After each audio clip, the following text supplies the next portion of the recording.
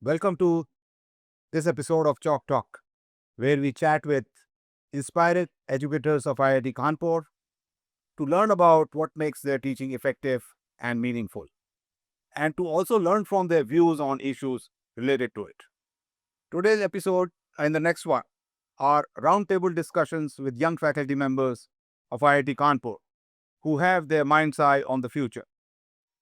In this episode, we focus on the theme today's classroom, and the persons involved in this discussion are Doctors Alkesh Mandal from Aerospace Engineering, Dr. Amit Kuber from Mathematics and Statistics, Dr. Chaitra Putraswamy from Humanities and Social Sciences. She specializes in linguistics. Dr. Naveen Tiwari from Chemical Engineering, Dr. Ritika Gautam from Chemistry, and Dr. Santosh Mishra from Bioscience and Bioengineering. It's a pleasure to welcome you all to this discussion. May I start by asking you to tell a few lines about yourself and what brought you to the profession of teaching? Alkesh, please. Yeah. So, I'm Alokesh Mandal, as already introduced to you. So, I am teaching in this institute since 2012 onward, and I have chosen this profession mainly because of passion. And I used to like, education since my childhood. So, in fact, I used to bring my friends also to the schools. So, it was my love with the education. So, that's the reason that I am here in this institute, I believe. Amit? Yeah, I feel that I'm here because I like to be young all the time with young people and learn about how the generations are changing and what is different.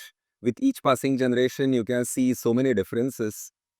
And mathematics has always been my passion, but mathematics currently is a way of connecting with the younger generation for me. Chaitra? I've been raised on a campus, so I think being outside a campus would be like fish out of water. And I also agree with Amit that engaging with young minds and a different set of people every 6 months is a big attraction with this job. Santosh? Right. So for me, it was all about the way I was introduced to outer world. If I would not have been a class, I would not have known what is beyond my village.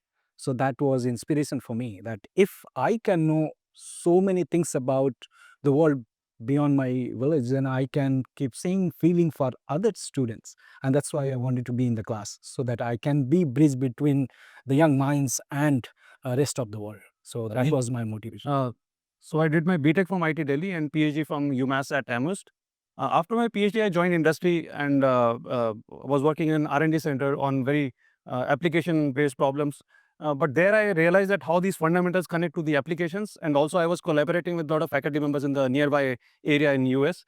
That really motivated me to take up this position in academia. Ritika? Yeah.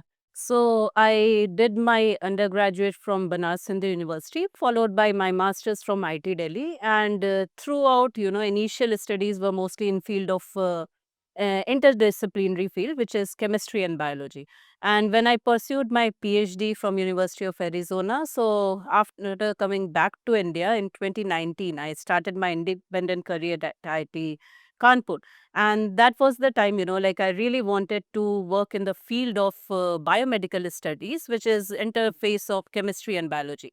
So I would say that my passion for the healthcare and especially biomedical studies, and obviously showing the translational aspect of this work to obviously to the students, was one of my reason or the passion to come to this field. Well, thank you all for this introduction. And the way we are going to conduct this conversation is that I'm going to ask a question and direct it towards one of you. So you answer, then others follow it. And then we'll go around. I'll tell who the next person is. So question one, I ask Alkesh. Alkesh, in what ways do you think today's classroom is different from the one that you experience as a student? So it's quite clear, I think everybody will agree with me also, that today's classroom is more technologically equipped. We have smart board, we have projector facility, we have audio visual facilities. These equipments were absent in the classroom we attended some 30 years back.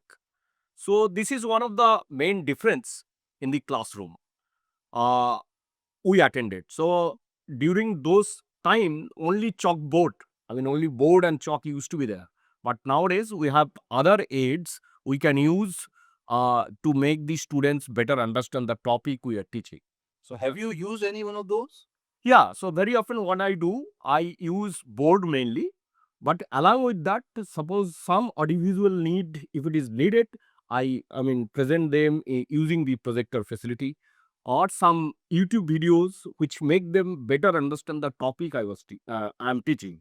Very nice. Chaitra, would you like to take up the question first? For me, classroom has always been an interactive space and one of those organized spaces where anywhere from 10 people to 150 people can all interact and provide space for diverse views, and that's what's made that has remained a constant in the classrooms from my school days to how I'm on the other side in the classroom, and still it all never feels like the other side at the end of a class, because I think I learn as much as anybody else in that room. Is it you're saying because you are in a field where you talk a lot to the class, and then there's a lot of discussion. Therefore, that kind of remains constant for the class. Yes, I think they all come with their own experiences. I talk about languages, analyzing languages, introspecting about the use of languages. So everybody's experience and analysis as valid as the other person's. Okay, Santosh, you want to take it up?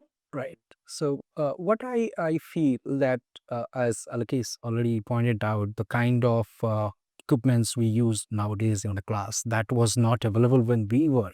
But the concept remains same. It's not about the information. It's about which information to choose, what will be helpful, who is going to guide you. Even if you have a lot of information on internet sources, you do not know, because one single hit within few microseconds, you get information in thousands. True. Which one is relevant, that somebody should be there to tell you, and that can be, I think, only interaction in class, which defines the boundaries for the information to be used and use it for better purpose. So I feel the difference is there, but still it is same thing.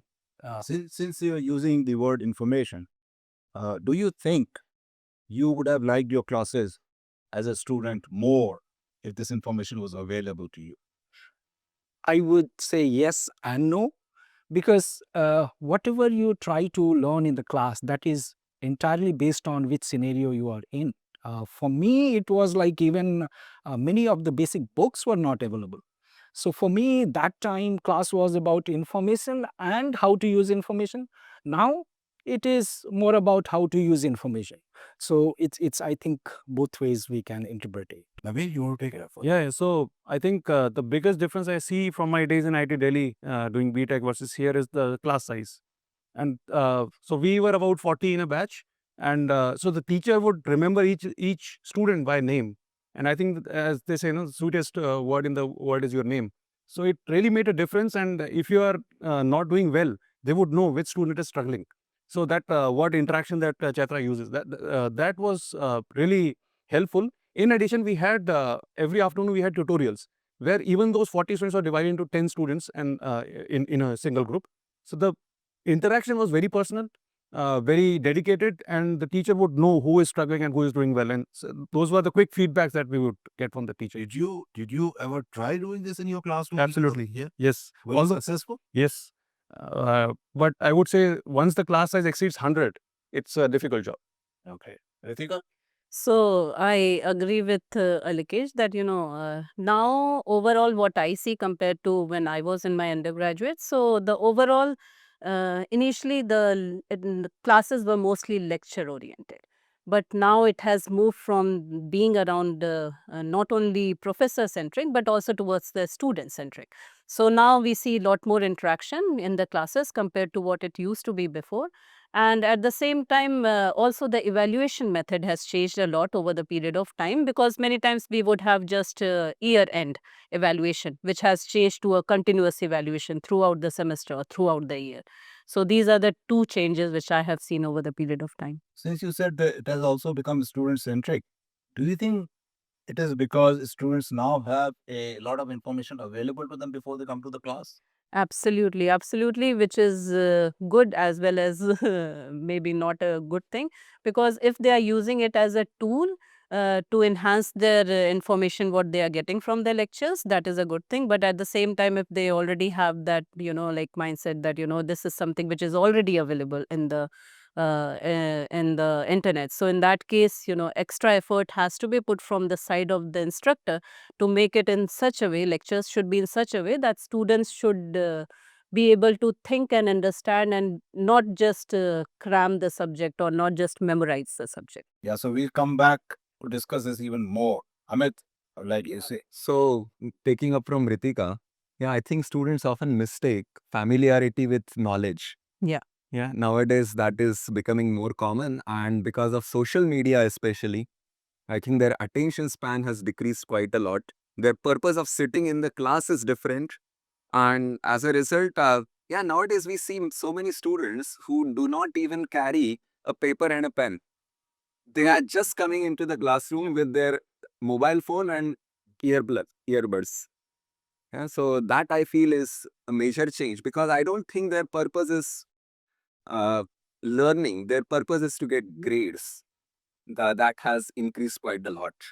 Yeah. Yeah. So can I add to that? So I understand that is a problem, but as an instructor, I also feel like it's our job to tell students that what is the right way or what is the wrong Exactly. way to go ahead, because many times they look up to us for the guidance. So that's also one thing which We being an had to put instructor, more it's our efforts responsibility. for value additions Yeah. so that that information is converted into knowledge, yeah, or they can process that better. Exactly. Very, very well then. But I want to follow up on what you said is that this note-taking skill is going down. Do you think it's still a very important skill? And what would one do to encourage it in the classroom? Because I feel you are forming memories when you are taking notes. You write something, sometimes you doodle something in the corner of the page. Those memories help you to retain that information better. If you are just listening, and if you are a person who learns only through audio channel, then perhaps it is good for you. But nowadays, many students have heard complaining that, yeah, they cannot read and listen simultaneously. And that's their reason or excuse to not take notes. However, in small classes, at least the way I do it, I ask them to take notes in a cyclic way. And I prepare, they take scribes. They type them up and then those are made available. So when they are writing their own scribe, they have to look at the past material, and at least that is forcing them to write something, And it's periodically. and it's their own also. And it's their own. Yeah, their name is also written on that. I believe, added to what Amit said, that once you know how to compress the information and then again expand the information, that gives you a lot of learning. So if you are making notes, obviously you cannot write everything what the teacher is telling, but you'll write something which you think is significant, and then when you are expanding the notes, then you'll know what to fill in where. So you are not only learning how to collect the information, but also how to make it useful. So that passive learning will also come in picture if you are taking notes. That's what I Very well. Yeah. You see, and I also feel that when a student is doing a particular course, they should take notes, because as he said, Ani, that while taking notes, it actually gets inculcated in their mind also. And that is in subconscious mind, it gets automatically actually. So that is one benefit. Another one, suppose they are doing 6 courses simultaneously, and they will be moving from one classroom to other classroom for different courses. So unless and until they are taking notes, what are the points the teacher covered, they may not remember everything together, because everything will get osmos. So that's why the taking notes is very important. At least the points they should write, and they should later on Google it or whatever that So as he said, we'll expand on. exactly. So that is very important, that I think we should encourage students to take notes. In But fact, having said that, note taking is a technique, it's a skill which unfortunately is not being taught in schools these days. So, which was taught to us in schools. You read something, you read a passage and you summarize, and then you got evaluated for that. Those skills are lost in this school education these days. That was one dimension of note taking. And for me, note taking is not being a scribe and taking dictation. It's also about adding my views to what is being discussed. And that is very significant. And that is the biggest loss. Because all the other information that we may be sharing in terms of content may be accessible, but their instantaneous response to that information is what they lose out on. So one thing I have done is that at the end of every class, I announce a probable exam question, which I don't write down anywhere. And that is also something I create on the fly with the things I had discussed only in that at that moment. And I ask my tutors to make a note of that question and use it in the mid-semester exam, so that after the mid-semester they realize that these questions will fetch me marks. Very nice. Yeah, very nice. Yeah, I think so. I would like to connect it to sports. In sports, muscle memory is very important. Everybody knows. I mean, most of the cricketers know how to swing the ball, but still, a bowler would practice it every day to make it perfect. I think when you are taking the notes, it's getting in your memory through action of your muscle also. So that's also important. Like she said, you can put a question mark, you can underline something. Yes. So that later when you read it, it becomes important. Yes. Yeah. So excellent. I mean, because this is related to the next question I'm going to ask. And Amit, you're going to take this. Okay. All these changes we have, getting towards these changes, what we do. So what teaching approaches in general or modalities like lectures, flipped classrooms, hybrid formats, or like she said, give a question in the end. What would you do to make your instruction effective? So I teach mathematics, and mathematics is a very slow growing subject in the sense that you are still teaching in, let's say, consider the example of first year. Yeah, in the first year, we are still teaching the things that happened, like that were discovered, let's say 100 or 200 years ago. So we are not teaching anything different. I believe that as a mathematics teacher, my main job is to focus on how to communicate and how to deliver that material better. Because I strongly believe that unless and until we have a good two-way communication channel open with the students, they don't really take in what we are trying to teach them. Yeah, first, if they feel connected with the instructor, then they immediately start absorbing the material. So I focus a lot on connecting with the students. And I think I also want to say that I have different approaches in different types of classes. Of course, yes. Yeah, in large classrooms, you cannot do too much in terms of personal communication with every single student. But I mean, I try to spend as much time with them as possible outside the classroom. Yeah, in the classroom, you are delivering the lecture. After those 50 minutes, you have to leave. But afterwards, if they have questions in your office hour or whatever opportunity one gets, one can spend a lot of time with them. But in electives where the number of students is small, over there I focus mainly on developing their communication skills, because IIT students, they are already well equipped with the tools to write exams and crack pen and paper exams. So the focus shifts that you already know how to do the basic things. Yeah, so now can you explain these things better to other people? So if I were to summarize what you're saying, is what you're emphasizing is how to communicate these ideas better, and you like personal approach that you connect with, going to the classroom, even if it is big, you try to connect on a personal level. Santosh, would you like to take question? Right. So, as I said, one of the important thing is how to use information. So, how to tell them? For that, I give one of the questions in mid sem or final sem, which is like kind of a snapshot of a publication. There will be some pictures, diagrams, and text related to it, and it is given to them. And I'll ask question which requires interpretation. So so that they know out of all that whatever is written in the paper, what actually they have to answer. So they learn how to use information, which is like could be of all the sub-figures, but one of the components, they have to find it out and then write in limited time.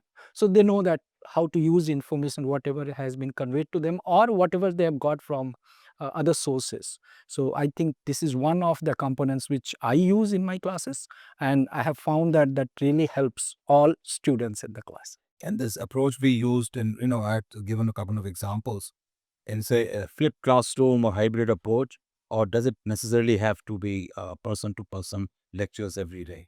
I think that mode also could be very effective. It depends on which stage of the class you are doing it. If they are just starting with it, probably they'll find it very complex. But once they are expert after one or two task items of such, then it will be much easier for them to handle. So yes, it could be a great idea, but I think it should be explored first and then it should go ahead. With my department in humanities and social sciences, these are subjects nobody signed up for. And our feedback comes not immediately, not at the end of the course, but years later. So we are kind of doing a long-term planning with them and trying to say it's like eat good food. Good food concepts are introduced in primary school, but you try to figure it out much later in life. So in that sense, it's a double-edged sword that we need to get them interested and also show them the immediate applications. So with LLMs, talking about languages, and I always say that, will your LLM be able to handle Bhojpuri? Because it's supposed, speech recognition models are supposed to handle Bhojpuri as well. So and who is going to create that? Who are you going to work for because you want to make Mera Bharat Mahan? So are you going to work with the Bharatiya Bhashas and the technology? So they do ponder over it, and we need to show them the tools, and there's plenty to explore in such areas. What you're saying again is that, yes, we can explore all these tools, but finally when it comes to learning effectively, it is person-to-person interaction that makes it very, very effective. They need to find themselves to be stakeholders in any area that we are discussing. If they have no stakes in it, either the marks at the end of the semester cannot be the only kind of stakes they have. If that is the only kind of stakes, then it is memorize and vomit. So how does the teacher create an environment where they do see these stakes? So one of the things I say is I ask my class, how many of you are Hindi speakers? And as of today, more than half my class, the hands go up. But I said the government of India now recognizes 1300 plus languages. Where do you stand there? Okay, what do your grandparents speak? And would you like to explore that? There are some who take it up. I mean, majority of the class takes it up, and some. An emotional angle, is that?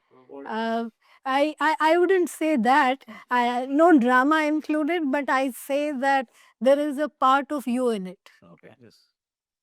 Okay, wonderful. Okay, Yeah, no, I would like to add what Amit was, talking about. So, for example, I was teaching a course in mathematics in aerospace engineering. And actually, many students, I mean, for masters students mainly. So the students, how to get them connected?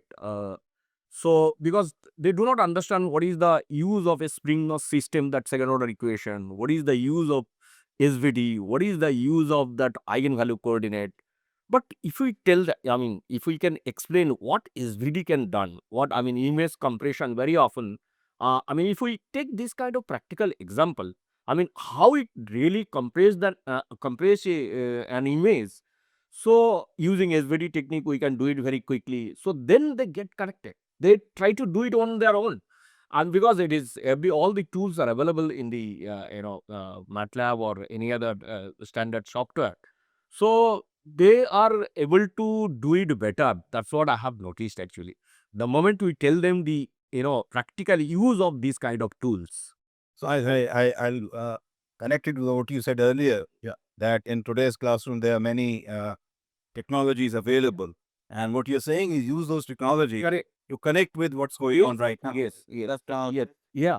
So I have also got the response in the feedback that they liked it actually in that way, because otherwise they do not understand what is the matrix, why a suddenly matrix can be called tensor, why it is not called tensor, and so on. But tensor is a separate entity. The moment yes, what they do. Yes. And then if we use this technology, they actually feel it what it is. That is more important. Then language and all this barrier goes out. The moment they feel in their own way, nothing comes in between you. Yeah. So now, since we are talking about these modalities of teaching, so I would like to bring in the significance of board work, because that's one of the very significant aspect which is being we are losing over the period of time, especially with these technologies coming in. And many esteemed universities we know all over the world that they are going back to the board work. They are using the chalk talk, and definitely it has its own constraint for the larger classes, but for the smaller classes, I would say that slows down the overall teaching. We might be able to cover a smaller number of topics over the number of classes that we have. But at the same time, the topics that are being covered, that definitely will have lot more impact on the students compared to the one if we just do the, use of these Slides. PowerPoint presentations, or we use these technologies. And I also understand that, there are also some subjects which do require students to utilize these technologies. For example, if there are certain biological, processes going on. So it's difficult to show them on the board.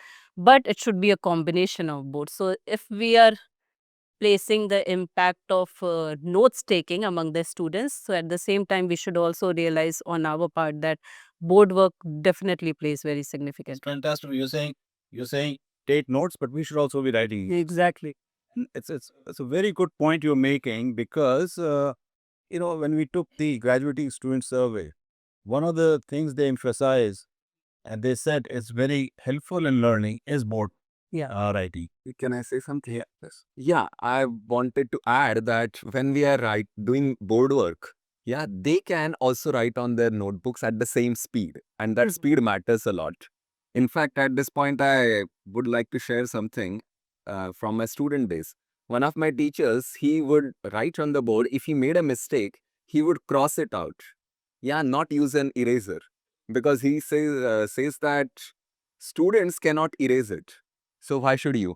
Yeah, you have to actually copy how they think and how they feel about it. Yeah. I mean, do you want to take this up? Yeah. Before joining IIT, I was working in industry.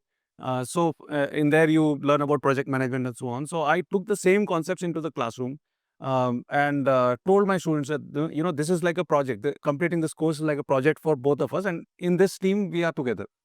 And now there's an objective.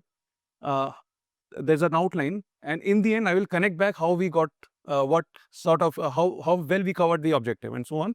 The modalities depend on the feedback as we go along. I usually start with board and chalk, but then if there is need, then I use audio visuals and share slides and so on. But I've seen from the feedback that chalk and board is always more effective. And just to give that spark to those students who are more interested, I always share some articles which are deeper into the subject, and that has really helped me in getting attention of motivated students. So that's another mode of connecting with the students. So the point you're really making is, what in pedagogy parlance is said, that you make students partners in learning. Yes, Right? absolutely. And the other thing which we kind of conclude from this is that, yes, board work is very important. At the same time, you can use technology to better make figures in a better way, to convey those dimensions and things like those in a better way. And this was also said by one of the previous job talks by a person we interviewed, a very famous professor in mechanical engineering. So would we agree with that, or that one should not exclude this? And for making the design, for example, in chemistry, one can have a very complicated structure. In physics, I know if you want to make the Brillouin zone of an FCC, that is That's very difficult to make on the board. So you can use those. Yeah. Any comments on that? Yeah, and time is also a factor because your classes are of 50 minutes, and in that you have to explain multiple concepts. So if you keep creating structures which are complex, you might spend a lot of time in creating just one figure. So it is always helpful that if you have audio, visual, videos, three-dimensional movement of those structures As an aid. widely as an aid, but primary communication could be always on the board. So that's what I feel. I would like to add, so for example, this is from my experience. So I taught a course in engineering graphics here at IIT Kanpur, and this is very useful. This audio visual, display is very useful for this course. I found because, for example, a student needs to understand how from side view, front view, and top view an isometric view should come. So there are some procedures that needs to be followed one by one. So using this audio visual aid, we can show them very clearly that what is going to happen one by one. I mean, even using drawing in the board, it is not possible. So this is a very good usefulness of this audiovisual aid for teaching, for this kind of courses. This is what my feeling. I'm glad you're raising your hand because I was going to come to you. Okay. Yeah. How to use these techniques in courses like With PPTs, I'd come back to PPT, which is now a rudimentary technology tool for us. What my PPT slides do is keep me get to the larger picture that I need to present, not to get lost or digressed in the examples that I delved into on the board. It also helps the students when I share the PPT with them to see the trees from the woods. That this is a subtopic of this larger topic and how this topic gets connected to another topic, which will not be exactly how the lecture went because that's very spontaneous. So this is a supplementary tool. it keeps the background running? Yes, it does. It keeps us, both of us, the instructor and the student, to go back and check that were we on the same page. Excellent. So I just also want to understand this. Uh, you know, in large classrooms like huge, big lecture halls that we have, we cannot use board and chalk because the depth is about 30 meters. And there, what we have done is substituted that by a tablet, which is then projected on to the screen. If any one of you had used it, have you found it a good substitute for chalk and board? Yes, I have used it multiple times and it's as smooth as writing on the board. And an added advantage is that while you are writing on the board, you cannot see the faces of students. Yeah, you are turning your back towards them. Whereas when you are writing on the screen, you can still see the reactions. Anybody else who has used it, these lecture? Yeah, I also used it. I agree with Amit, whatever he says. So it is very useful actually. An added advantage here is that we have multiple things. We have a camera, and then you can connect your laptop, and you can keep switching between them. So it becomes a very useful tool. Yeah. And I recommend the next time you teach, try using it. Right? We've covered a lot of ground in terms of what's available on the internet and how you deal with those things. So I continue this question and explore a little more. With this online content which is available, what do I do to keep students engaged? That becomes a big question to a lot of us because, as she said earlier, people come ready. I've read it and so I know it. And a related question is because of this, some people feel, and I've talked to many people, it's okay, students, their attention span is still the same. But many of us perceive that there's a change in attention span. And if you agree, how do you adapt your teaching to that lack of attention span? I did it this morning again when I returned the last internal assessment, the assignments. So there was stuff that so there were 125 papers that I returned, and in sets, the answers looked similar. So I said, where is you? The assignment when I gave you 24, 48 hours to ponder over this and come back with your same with some examples, where is you in it? I know that you got some resources, but how did you respond to it, internalize it, and present it to me as you being a different person, a thinking uh, and a person capable of reasoning and analysis? And that is where I give you grades, right? If you are going to be a copying machine, so it was very obvious. Their act was very obvious to them as well, that they did not apply themselves there. So they are capable of seeing that. They just want to get away with it and cut corners and say that minimum effort, maximum benefits.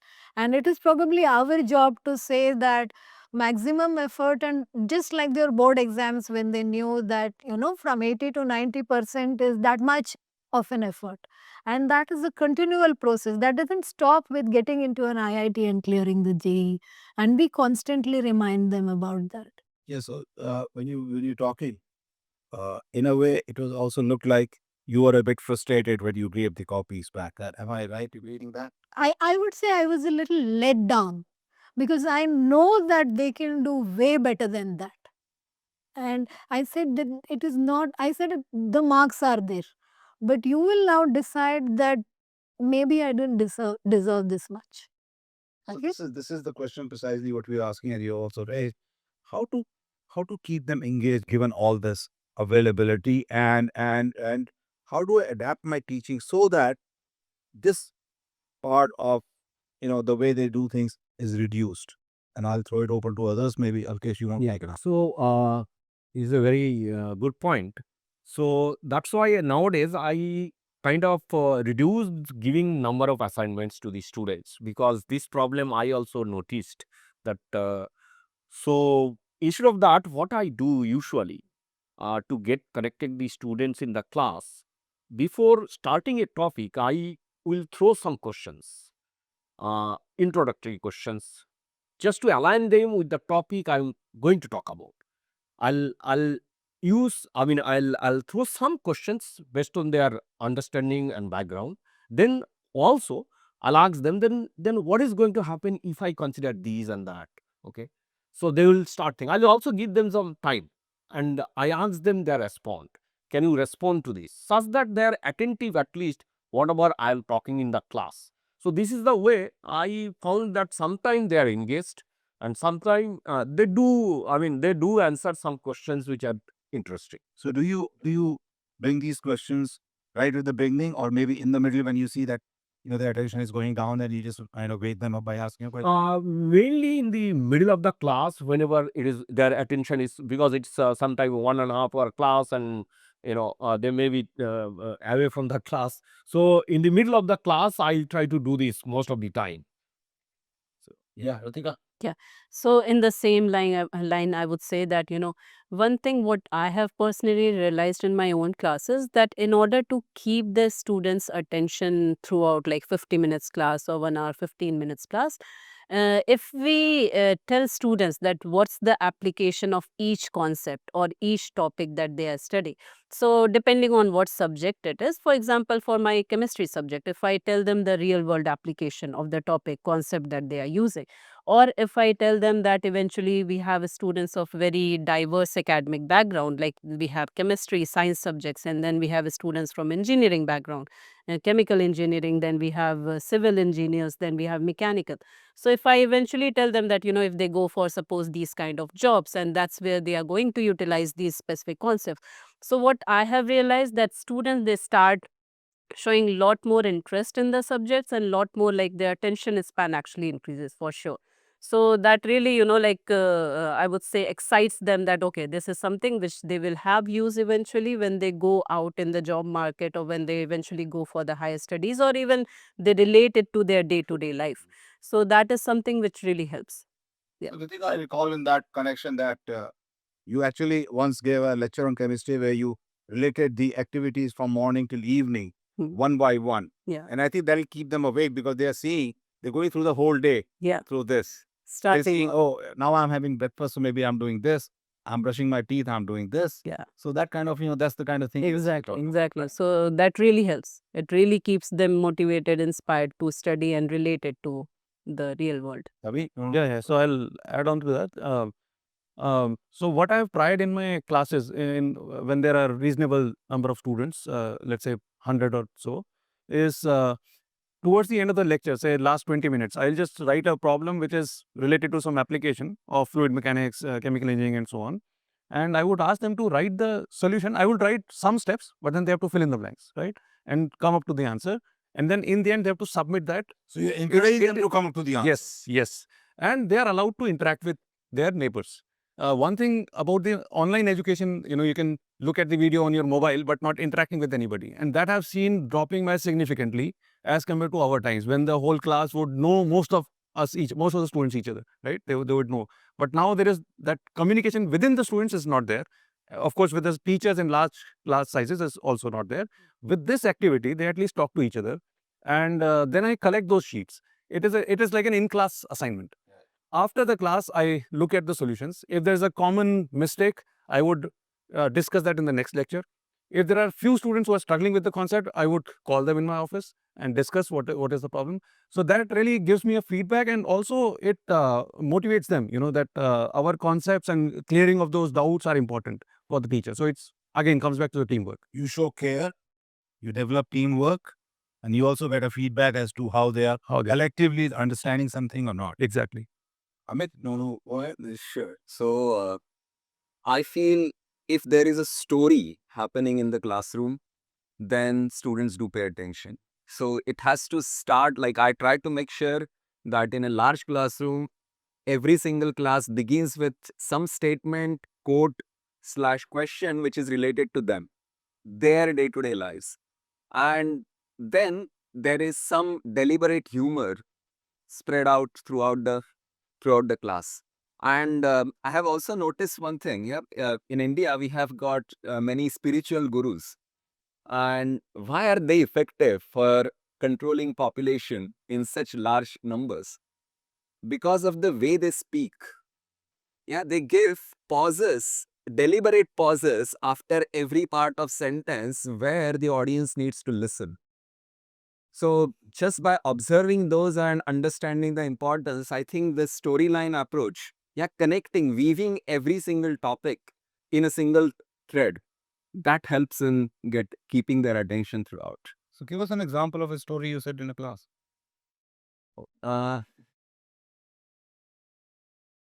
Give me some time, I'll come. Santosh, in the meantime. Right. So by the time Amit is collecting his thoughts, I generally take two approaches to keep them engaged. One, as Alkesh said, I ask a few things in between whenever I'm starting a new concept or I'm in the middle of the concept. But before that, I give them confidence that whatever they answer, that is not going to be ridiculed. Nobody is going to laugh at it. And I make sure that whatever they say, from that answer, we reach to correct answer. So that gives them confidence. And next time, they are not hesitant in giving the answer. That always helped me. So that starts in like first week or second week of the course. And then whole course becomes much easier. They are more communicative because they know that whatever answer they give, it is not about right or wrong. It's about how to take that correct approach to reach the correct answer. So that helps. Second, I always give example of the scientists or teachers who are on the campus. So I teach, suppose about muscles. So we work on, suppose, nanomuscles, and we are discussing that how muscles work. So I take example from some mechanical engineers on the campus, the teachers who they would have attended. And as soon as I say that name, then they become more attentive. Oh, something like this is happening on my campus, my teacher is doing it, and then they become more attentive to the concept or the process. So these are two methods I have been using, and they have been effective. So one thing very important you're saying is, not only I know about my department, but I also interact with colleagues and know about their work, which they can relate to, and I talk about that. Yes. Amit, you recollected your story now? Yes, sure. So, for example, if I want to teach them the concept of conversions in real analysis, I simply ask them, do you know how a digital photograph is? Digital photograph is made up of pixels. And then I ask them, okay, take out your camera and tell me how many megapixel camera you have. Yeah, the better megapixel camera, the better power, then you get a better picture. But the actual picture is different than any picture that any photo that you click. And that is the limit. The actual picture is the limit of the increasing quality of pictures. Now, this is something like if you just make it more fun by asking them, okay, compare it with your neighbor. Yeah, that whose camera is it at my mobile? Yeah, whose camera is better? Yeah, and that gets their attention. Excellent. I mean, this the points all of you made are really very, very illuminating. And rather than, the question I asked was, how do you engage students? You're saying you yourself engage with these students, and that is the kind of thing that is a conclusion like that. So, if I can summarize the whole thing, each one of you is trying to engage with the student rather than getting them engaged to you. And so this brings us to the next question. Uh, whenever we do such experiments or we are trying to engage these students, classes are very heterogeneous these days, which is a very good thing because so many people want to get educated and they're getting opportunity to come to a place like IIT or good universities. But at the same time, it creates a challenge for the faculty member because now the level of their academic preparedness is very, very different across the class. Right? Some may be very, very coming from a very well-known school. Some may be from a rural area where the classes were not even held. So how do we address this diversity of academic preparedness and make sure that no student feels left behind? Number two, a related question is that a lot of people come who are not comfortable in English as a medium of instruction. So how do we handle that? I'll start with some portion. Sure, a very pertinent question. And we all see it that in a class of 50 or 100 students, the students, the way they look at the information, the way they try to interact, the way they try to avoid, everything is very different. And that's the human nature. Every human being is very different, right? So, what approach I take? To begin with, I try to assess it by giving first assignment. So my first assignment would be very, very open. So I generally teach classes of tissue engineering and biomaterials. So my first question would be, okay, write about any biomaterial or any tissue engineering product which you know of. There is no restriction what you are going to write. What is your perception of that material or the device? So these are the students who have already done their VSc. They for the UG, they are in third year. Also, they've been exposed to such. They have been exposed to such things. So they then will be giving some answer, they'll be preparing some assignment, and I prepare Excel sheet. That is my starting point. So whatever remarks I would write for their assignment, that becomes the starting point. Then my second assignment is based on what they have answered.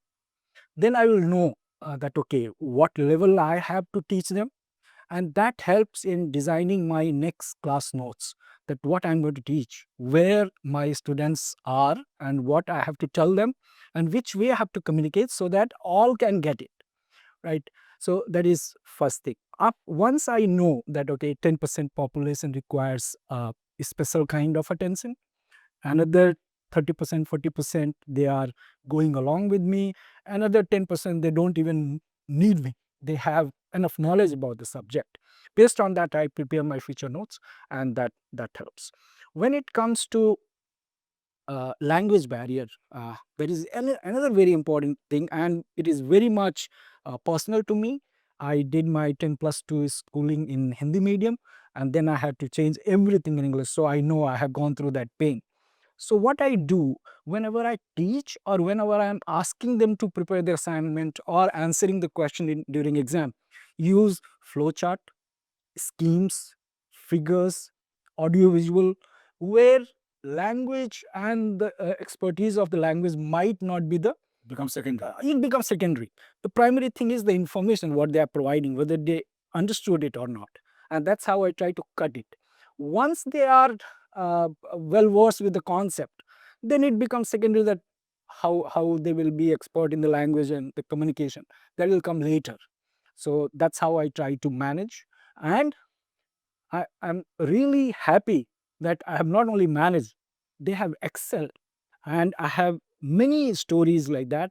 The students who in the class number 1 or 2 were very, very restrictive in their communication, they became almost expert of the subject by the end of the course. So for them, information became a more main motivation, Main rather than motivation. feeling bad about not knowing it. Exactly. Exactly. On the issue of language barrier, particularly English and discomfort with English medium instruction, I'm very glad to note that IIT Kanpur has taken steps in this direction to help students.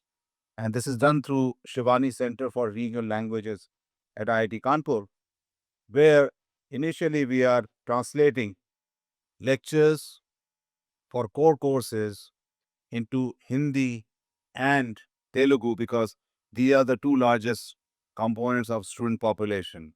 And Santosh Mishra is heading that Shivani Center, and I'd like him to say a few words about it. It is very important that when students are first reaching to campus, that language barriers should not be the biggest barrier in their learning. How to reduce that height of the barrier so that they can work on other things, learning concepts and other, rather than just struggling with the language. For that, IIT Kanpur has initiated the process with engagement of Sivani Center, Certex and our Media Center, where all the core courses, instructors are recording their lectures in English, and then with the help of our media center and computer science scientists, converting into different languages. We have started with Hindi and Telugu. Those translations are available online, which students can access. And now we are going to expand to another Indian languages, which will help. Once they understand it, they learn the concept in their first year, when in their freshers days, then it becomes much easier to learn other which will follow in second year or after that. So to summarize it, I would say this is very nice initiative. A lot of faculties involving and giving their time for the process, and outcome is well appreciated by students. So thanks for raising this point, and this is what I did. Yeah. So I just wanted to add towards this.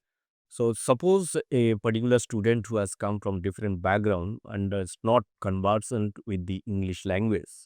So is there any, kind of technological help can we, create in the classroom such that the student is asking in his own language question and it is getting translated immediately in English, and that instructor can answer is English or maybe in some other language such that that student can understand. So whether this can be integrated. Yeah, absolutely. This is Yeah. very fantastic next step. Yeah, the same process, and which is kind of live translation. Correct. That already technology is coming in our India already, and I think it will be one of the task items for the future of this amalgamation of Certex and Sivani and Media Center.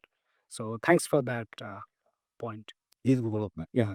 So I would like to add to this whatever Santosh is say. So what I start usually, I think that okay, I am going to teach very weak student in the class. That is what I assume while I go to a class and start my teaching. Then suppose I am slowly trying to build a concept or build a story, then it may so happen whoever are very smart in the class, they may be not that much attentive or think this professor is teaching very simple thing and all these things. To engage them, what I do, without deriving further, I ask, now you tell me what is the answer or what is going to happen next step. Then the students who are little smarter, they engage themselves. They answer, they try to answer what is going to happen then. Okay.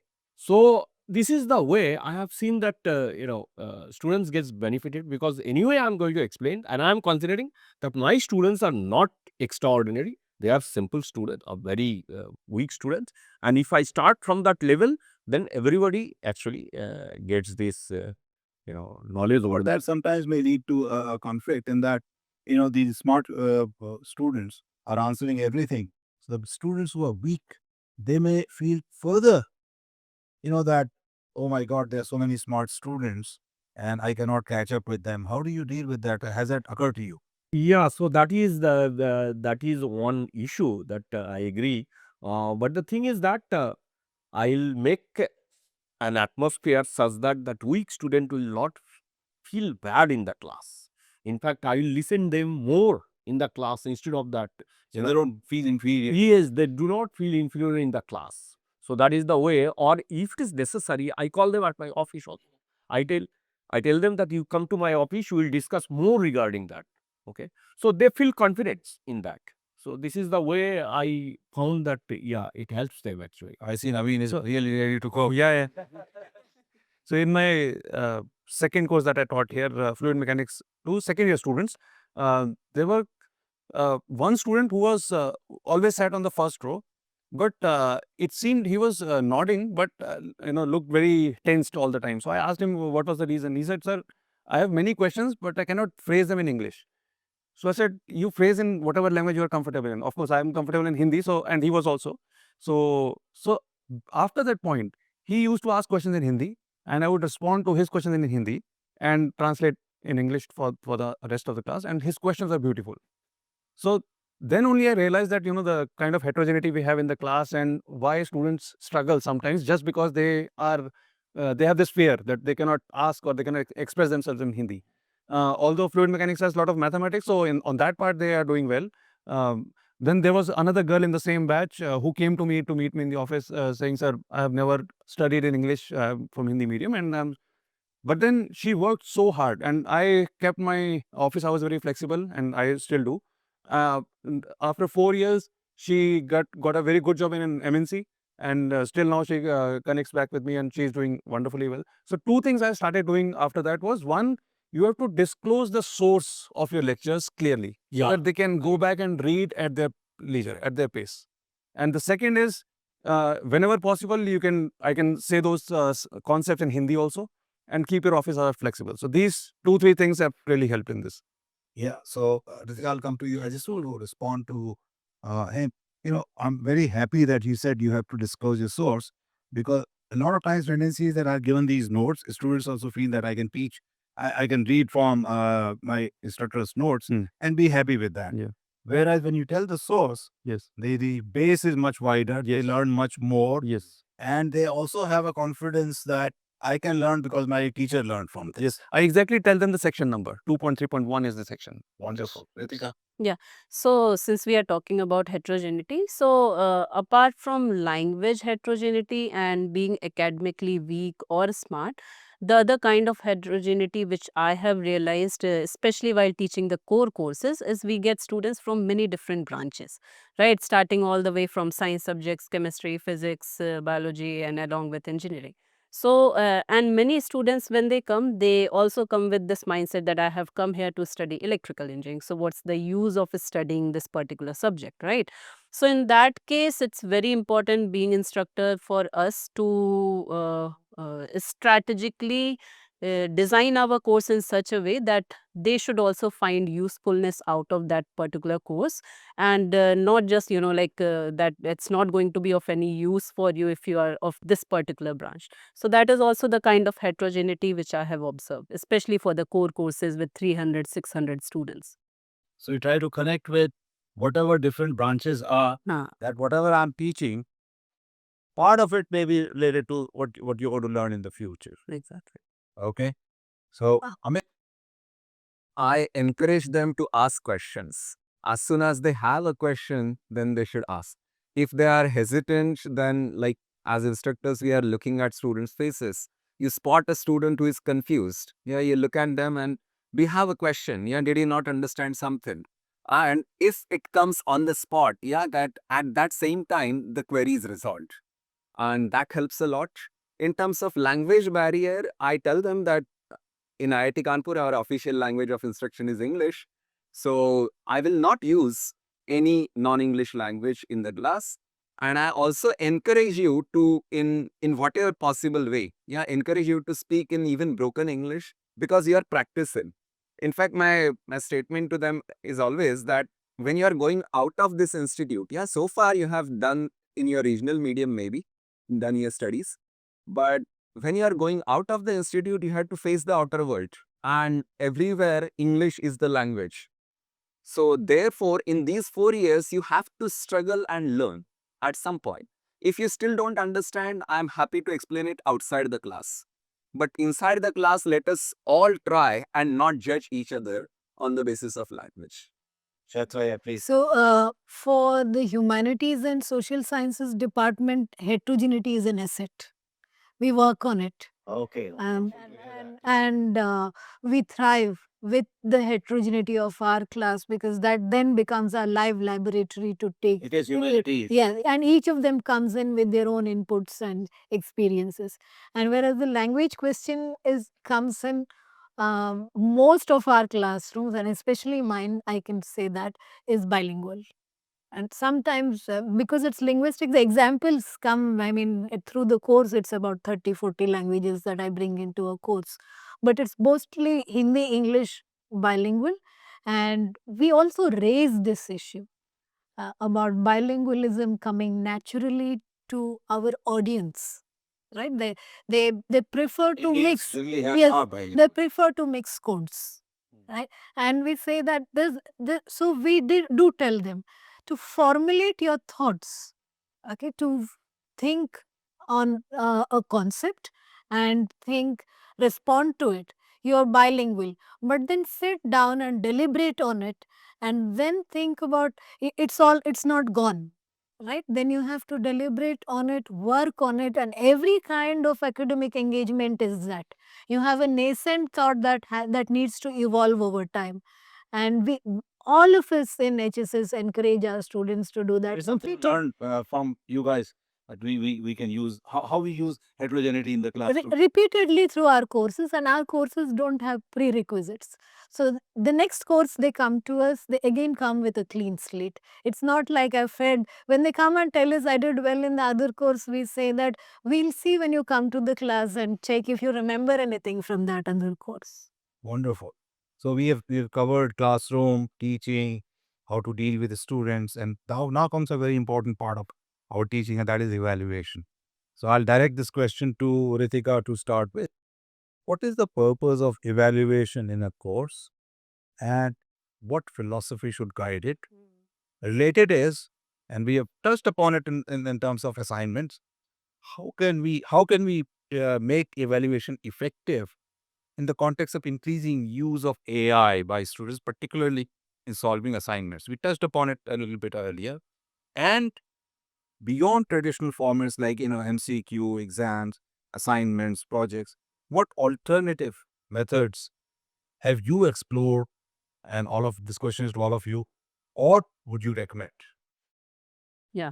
So it's actually very genuine question, because all the discussion that we did so far, it all trickles down to, like lectures, slides and everything, that how the students are being evaluated.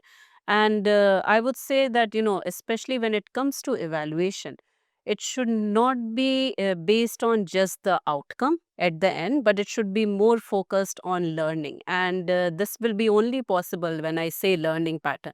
So there are several factors that needs to be taken into account. For instance, like, what has been their understanding of the concept, then how critical or judgmental they are about the concept that they are learning, and last but not the least, how do they communicate, or how do they utilize this whole concept in their real world application.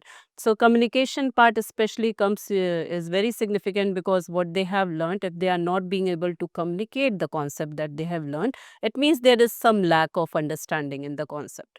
So, and in order to have more learning oriented evaluation, it's very important for all of us being instructors that, the whole paradigm needs to be shift to what answer did you get? And the shift should be towards more like, how did you reach the final outcome? The process. The process, a stepwise process. So, and nowadays, especially AI is playing very prevalent role in not only our life but also students' life. So, and completely eliminating the use of AI will be, like I would say, a losing battle. So, the smart way should be to adopt a evaluation method where we can actually estimate or gauge the success of the students, not something which can overcome the AI based evaluation.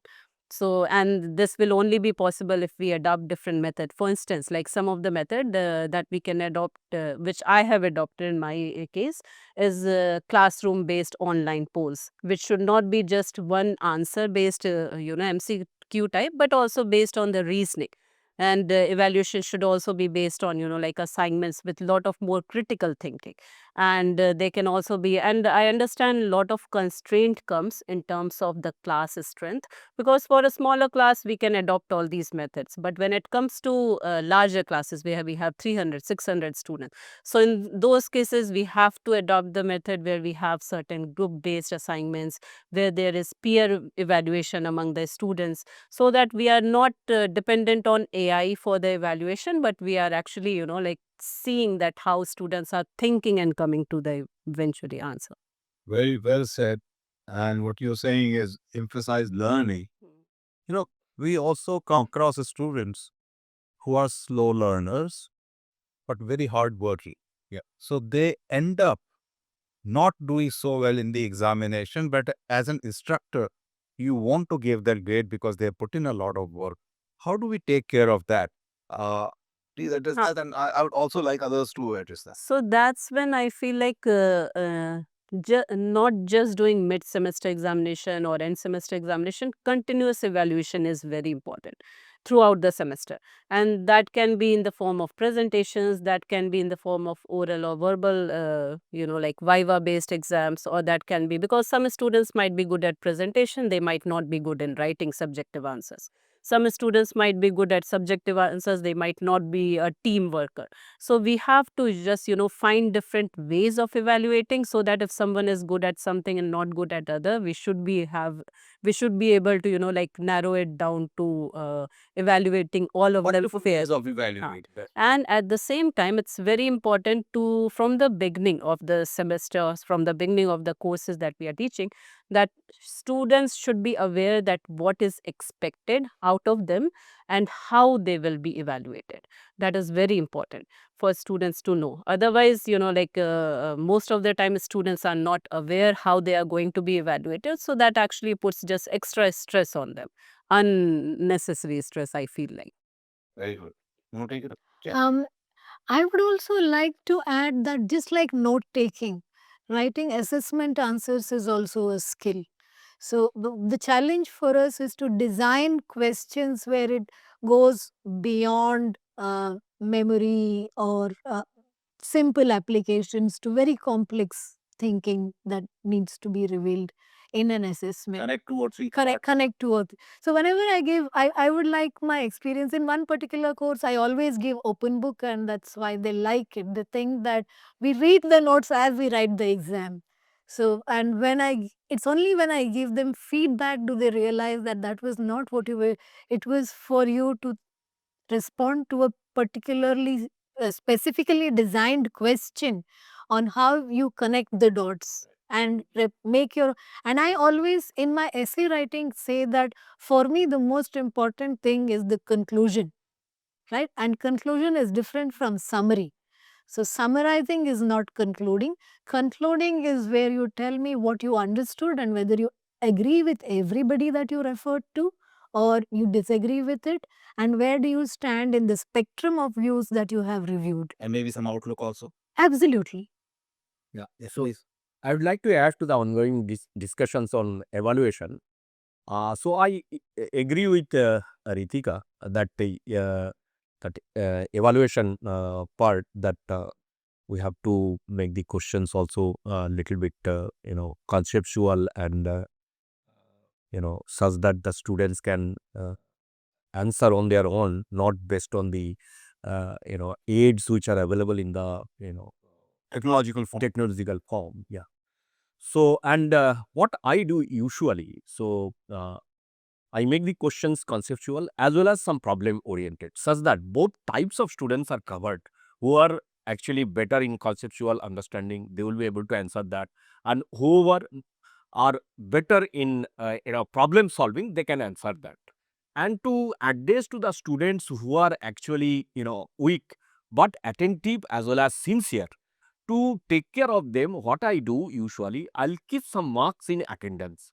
And the way I'll say that assignment plus quiz plus attendance, this many percentage. And if I see that, these attentive or regular students who are little bit weak, but they are very much attentive to the class and trying their best, I give them full marks in the attendance. Wonderful. So this is the way I take care of this issue. So Very good, because that has to be taken Yeah, into account. exactly. Yes, yeah. So who would like to go next? I'll say so. Added to what Alkesh and Ritika said. Uh, for me, the learning is not only is about the information about the subject and the criteria matching to that. Also, how they interact with their classmates.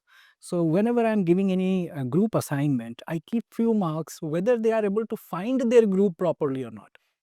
So if I'm giving total assignment of 10 marks, the 2 marks are whether you found your group or not. What do you mean by found your group? So generally, some of the students will come to you and they'll say that, oh, I'm not finding any group to be associated with. So that is a kind of your active engagement is not in the direction of learning. Creating group, becoming part of the groups, that is also part of learning. So you should know how to interact with your classmates for any specific problem. What is your contribution as the technical content and scientific, that will come second. But you might be good in making videos, so you participate in that way, you take lead. So, okay, you guys collect the information, I'll make the video, I'll make the content writing, maybe the alphabets I'm using in a specific cursive form, that will be making it better, and that will add the value to the outcome. So I try to encourage that as well. Beyond giving them marks for the attendance or engaging with them daily life examples and other things. So you are actually creating an environment where teamwork is encouraged, Absolutely. and in fact, you learn to make your team Absolutely. and see how you can contribute, which is very important in today's world. Actually. Right? Yeah. Yeah, I'll just add to that these project-based evaluation comes handy and you form groups, especially when the course has both undergraduate and postgraduate students.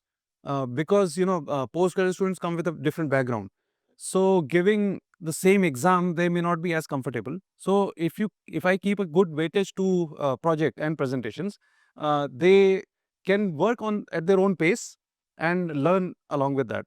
And of course, when they form the group, if groups are formed such that there are 1 or 2 UG students and PG students in a single group, then they interact, they learn about the IIT culture, the examination and so on, and they become part of it. So evaluation is, that gives them a flavor of IIT and In a way, homogenizing the whole. homogenizes the whole thing. Yeah.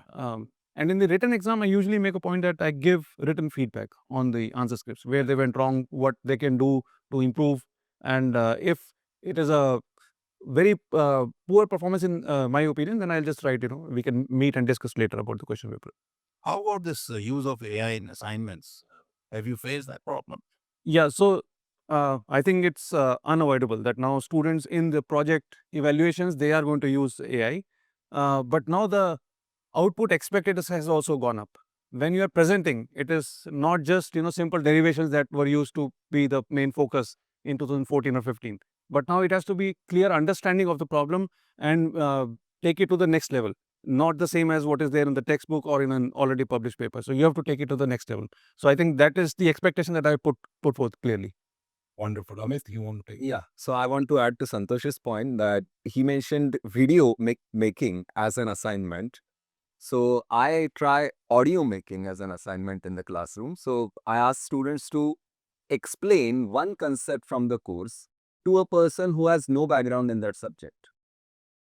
And this was actually my own experience. One of my friends who was doing social sciences during my PhD, she asked me that on a dining table that if you cannot explain it to me, then you haven't understood it yourself. So therefore, I converted that into an assignment type. With assignments, I definitely do not like use of AI because they fail to understand the topic. They do not take help. They become dependent on it. And therefore, after every assignment, I have an examples class where they have to defend their solutions. And for a large classroom, you want to say something? After that, okay. You just finish. So for a large classroom, I mean, continuing Alekesh's point early that he said earlier, that weak students, I give them one bonus question, and for very bright students, there is one very bonus hard question. Yeah, so both questions are present in the question paper, and I feel the main point I like to address is their lack of writing capability, because after cracking JE, they do everything in their brains. Yeah, but very little is actually written on a piece of paper. They would like So to very write only the answer sometime. exactly. Nothing else. Final answer, and they explain everything very well. Sir, I have written everything, but no, you haven't written enough. So writing is the main focus of my evaluation. Santosh, you want to Yeah. add something? So I want to say that how to motivate them for group assignment by telling them that what will be the outcome beyond class. So many of my course students, they create videos and I submit it to different online scientific platforms, magazines, and they get published. So they get recognition for it. So 3-minute science, like something which is for person who doesn't know a biomaterial or tissue engineering, still be explaining the concept. It can go to the portal. Pedagogy journals or the regular journals? So these are regular journals which are more open to general public, and they try to learn science by watching those videos. So there is one. Another, if content is in form of report, so they publish it as book chapter. So at least 4 to 5 chapters they have already published. Review articles, 4 to 5 review articles from these class assignments. And some of the review articles are cited close to 100 times already. So these are the motivations. So I tell them, oh, your previous batch has done it. They created something in the class, which is now a published article. So that keeps them engaged in group activity.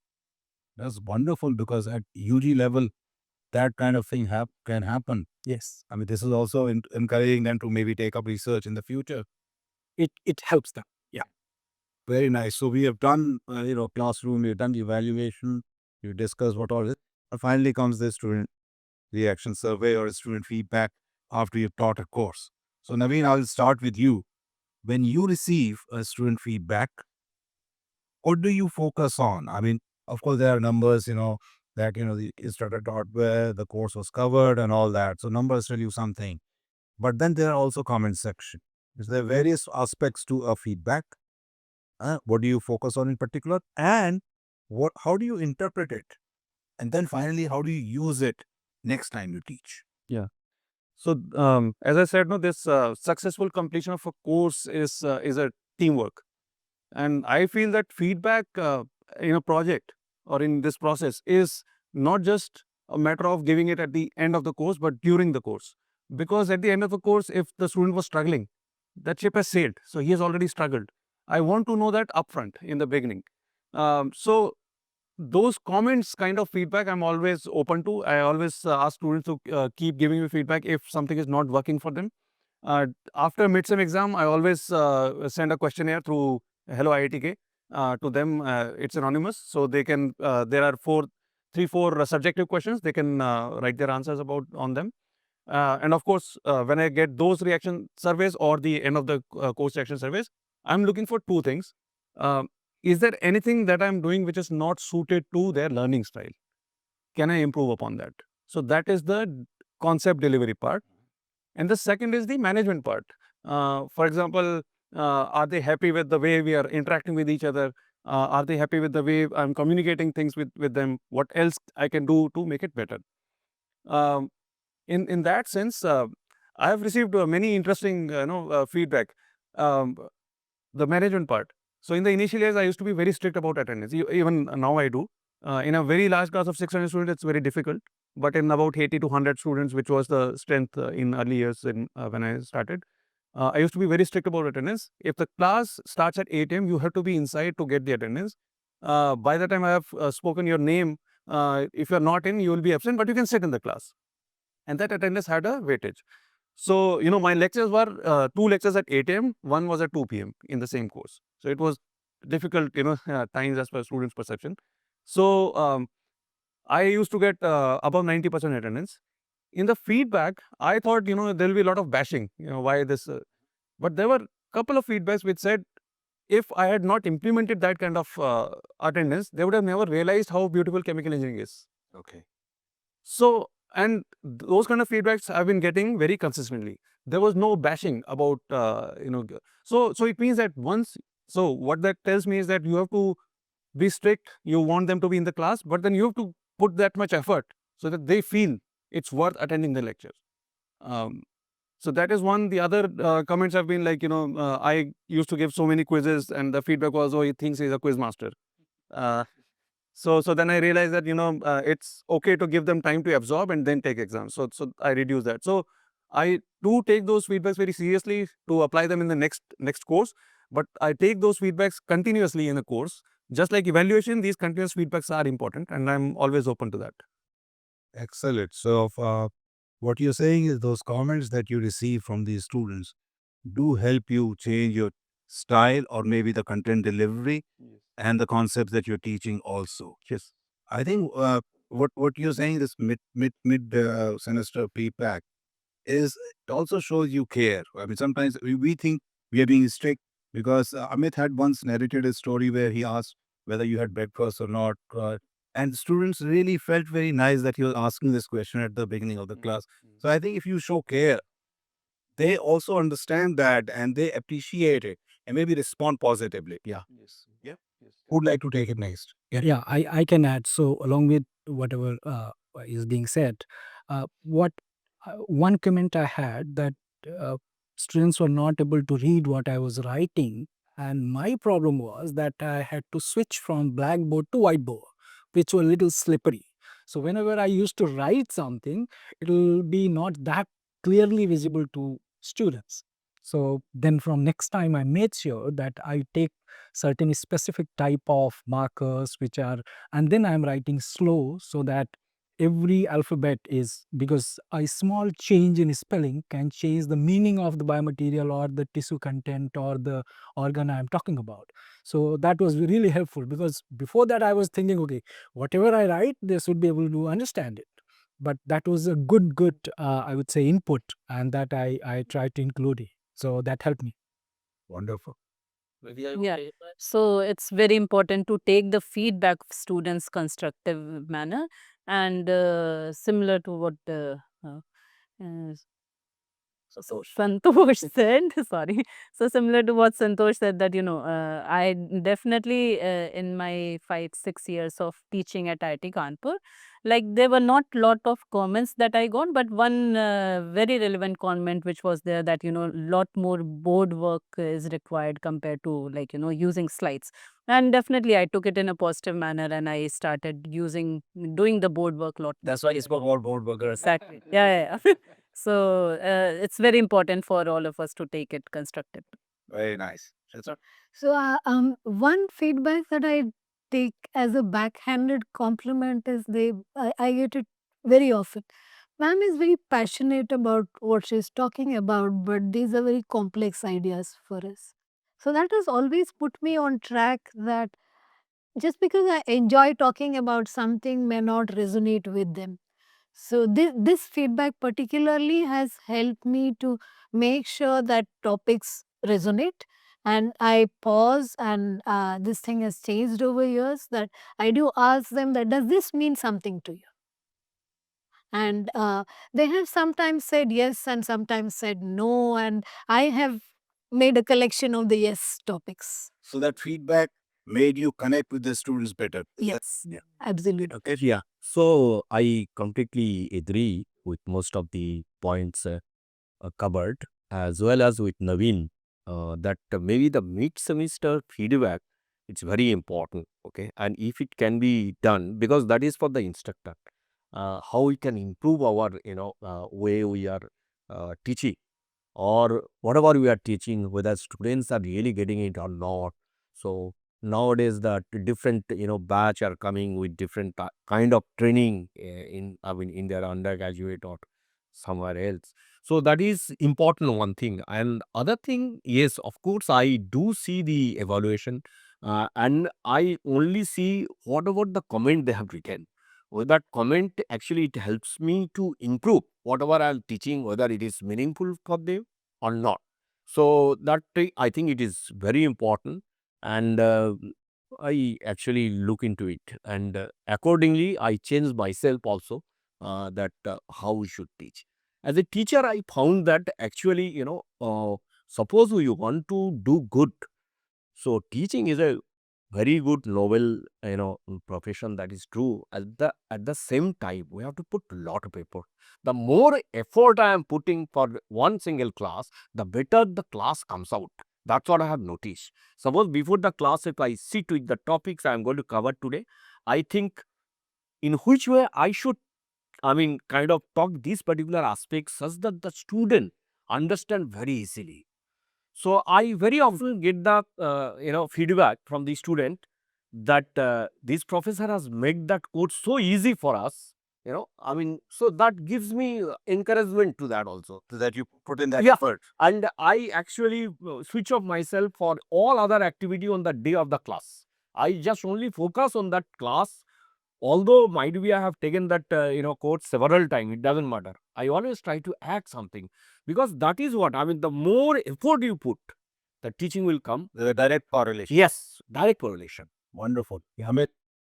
I mostly agree with all of the things, and especially the things that Naveen said. Continuous feedback is extremely crucial. And instead of collecting feedback formally, I try to ask this question: how are you feeling? Like, is the pace okay for you? Outside the classroom, this feedback is important. And once I hear some comment, yeah, then either I raise it in the next class, and then I ask, okay, how many of you are feeling this? And if there are lot of people, then I ask, okay, now I don't know what to do. Can you suggest something like that I can change so that your life is easier here? So it's actually give and take on the spot. And in terms of written feedback, I feel it becomes a bit too late. Yeah, the way we collect it, that becomes too late. And you were talking about something right now. Yeah, Putting in the effort. yeah, putting an effort. So I feel that after every single class, we have a feeling, yeah, how it went. Correct. And if it correlates well with students' experience, then we get a boost Yes. that we have to put more effort. Actually, it doesn't give, satisfaction, other than suppose you are teaching very good class one day. That is the best satisfaction I ever Dopamine got. high. Okay, as a teacher here. Yeah. So, brings to the conclusion of our discussion. I'm very fortunate that I learned a lot of things from you people, and I'm sure our viewers will also do that. So, finally, I would like to ask each one of you to say a few lines about how you envision the classroom evolving in the coming few years. Let's start with Amit.